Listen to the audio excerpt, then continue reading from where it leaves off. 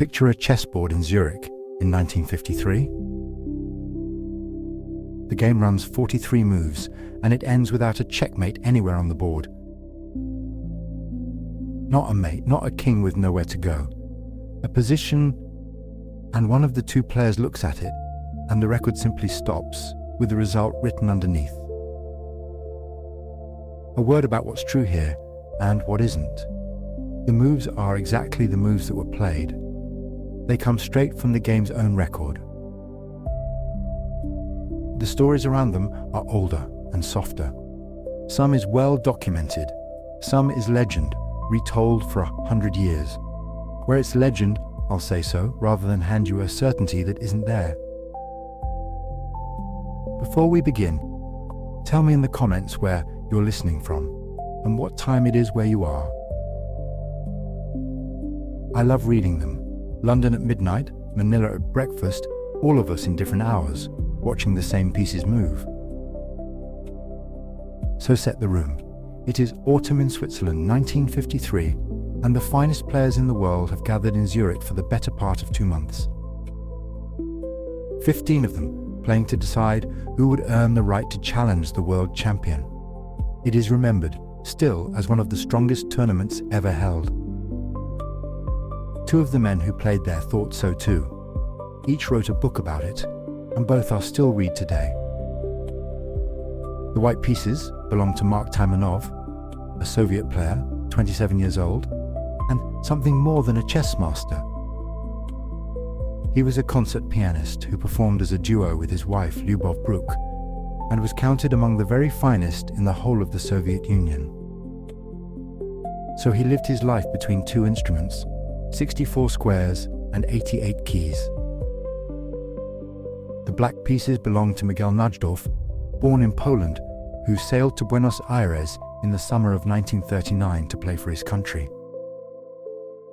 He was still there mid-tournament when the war began, and he never went home. He became Argentinian, and his family did not survive those years. Afterward, he played blindfold chess against dozens of opponents at once, without sight of a single board, partly for the record, and partly so his name would reach the newspapers, in case anyone who had known him was still alive to read it. That is the man behind the black pieces, and the shape he chooses tonight is a patient one. He lets white build a great wall of pawns across the center, and does not fight it, he simply lets it stand, and begins, very slowly, to march down the other wing, toward the white king. So which of these 2 runs faster, the wall in the center, or the quiet advance along the side? What does Taimanov see in that final position that makes him stop the clock without a mate on the board? And when it ends, which pieces are still standing, and where? Close your eyes now and let the board take shape in the dark. White begins the way so many great games begin. A single pawn steps to d4, planting a flag in the center. Black answers not with a pawn, but with a knight out to f6, eyeing that center from the side. White widens the ground, a second pawn to c4. Now black shows his intention. A pawn slips to g6. It is a small move, but it whispers a whole plan. The dark bishop is coming to the long diagonal, to lie in the corner and stare clear across the board. White develops the knight to c3, guarding the center pawns. And black completes the fianchetto, the bishop settling on g7. See it there, tucked behind its own pawn, aimed like a long, quiet arrow toward white's queenside. White is bolder still. A third pawn marches to e4. Now the whole center belongs to white, pawns on c4, d4 and e4, a broad wall of them. This is the shape they called the King's Indian. White takes the space. Black waits and coils.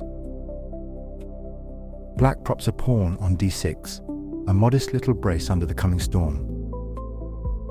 White's last minor piece steps out, the knight to f3.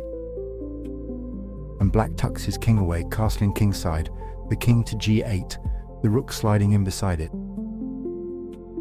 White brings the bishop to e2, unhurried, and prepares to castle in turn.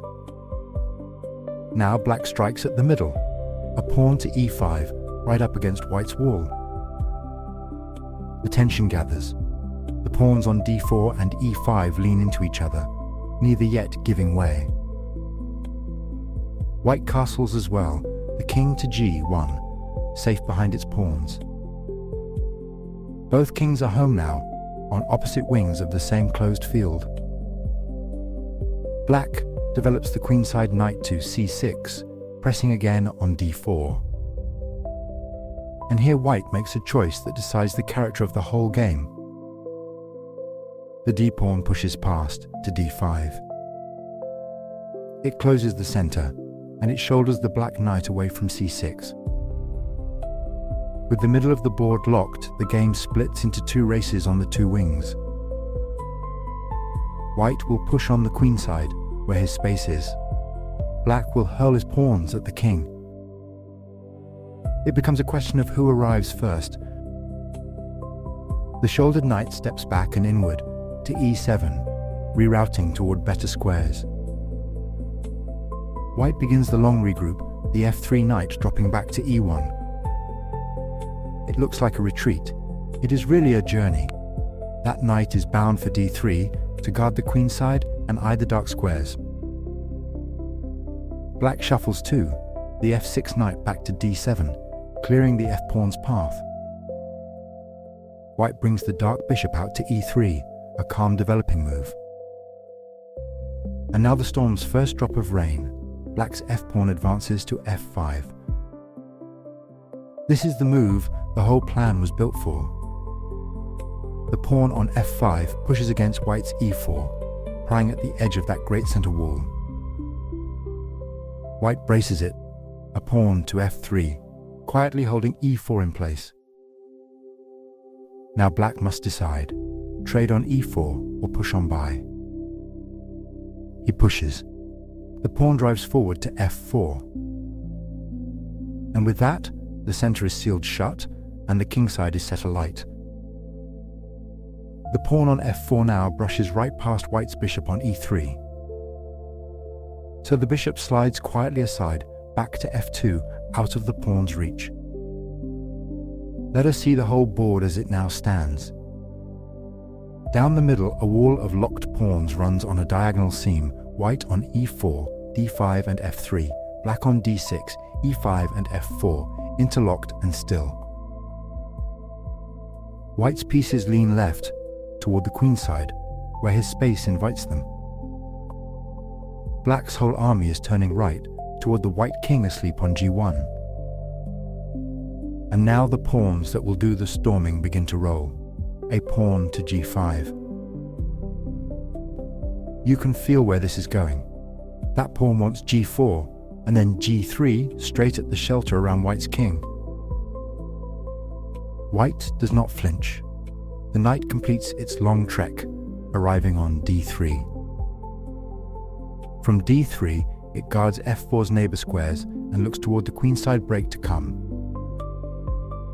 Black brings a knight back into the attack from d7 to f6, heading for the kingside. That knight has its eye on g4 and h5, gateways toward the white king. White fires the first shot of his own race, a pawn to c5. This is the mirror of black's plan, a pawn liver on the far wing, prying open lines against d6. Black reroutes the other knight from e7 to g6, another attacker swinging toward the king. From g6 it guards f4 and eyes h4, feeding the storm. White brings a rook to c1, lining it up behind the c-pawn on the newly opening file. Black answers with a quiet, clever lift. The rook rises from f8 to f7. It steps off the back rank to travel sideways later, and to add a defender where it may be needed. White doubles up the rook to c2, the second one soon to follow behind it. Black regroups his dark bishop back from g7 to f8. It looks humble, but it is a fine idea. The bishop now guards d6, and it clears g7 for the coming attackers. Now white strikes on the queen side. The c-pawn captures on d6. Black recaptures, the c-pawn taking back on d6. And with that trade, the c-file is thrown wide open, straight down toward black's position. See the two races now drawn full length on the board. On the left, white's rooks are stacking on the open c-file, the queen about to join, all pointed at black's queen side. On the right, black's pawns on f4 and g5, his knights on f6 and g6, his bishop freed on f8, all leaning toward white's king. It is a foot race with no way back. Whoever breaks through first wins. White brings the queen into the attack to d2, connecting the rooks and adding weight to the file.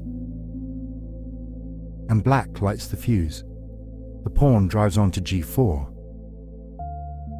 Now it truly is a sprint. That pawn is one step from g3, and g3 is the door to white's king. White pours the second rook onto the file. From f1 to c1, both rooks now stack toward the black camp. His queen side is a battering ram, fully loaded. But look how close the other storm has come. Black pushes the spear all the way in.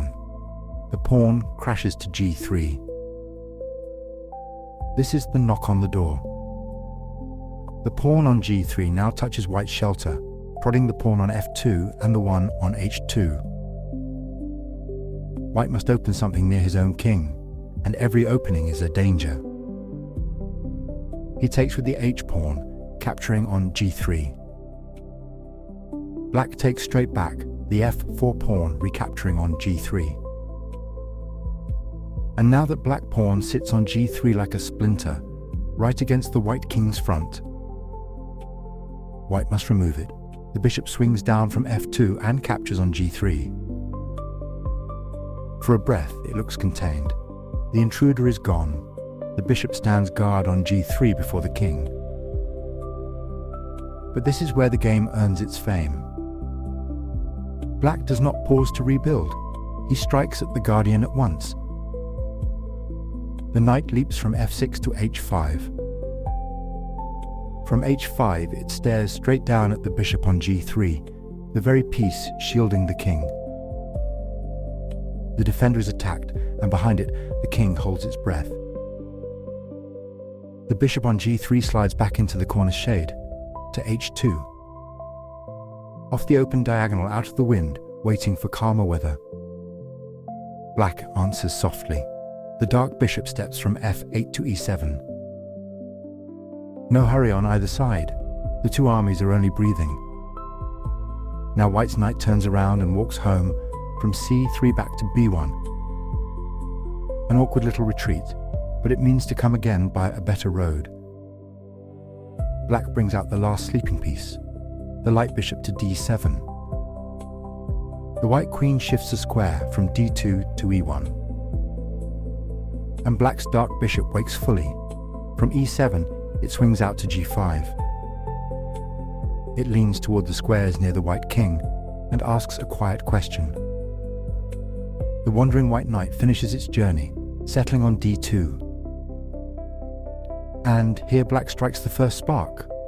The bishop drops to e3. Check. Along the line e3, f2, g1, the white king is touched. The king climbs into the corner to h1, tucking itself away. Black brings the heavy piece forward. The queen comes from d8 to g5. Queen and bishop now lean together toward that sheltered king. White begins to untangle. The bishop retreats from e2 to f1. Black stacks his force. The rook from a8 comes over to f8. Two black rooks now, one behind the other on the f-file, waiting for it to open. White lifts the other rook across to d1. Then black expands on the far wing, the pawn to b5. See the whole shape for a moment. The white king huddled on h1, its pieces knotted close for defense. And every black piece slowly turning its face toward that corner. White pushes a pawn to a4, offering a trade on the edge. Black props the wall with the pawn to a6. White captures. The pawn takes on b5.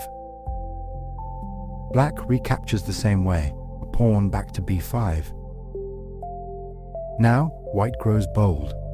The rook plunges deep onto the 7th rank to c7. Black answers calmly, sliding the forward rook from f7 to g7, guarding its own king.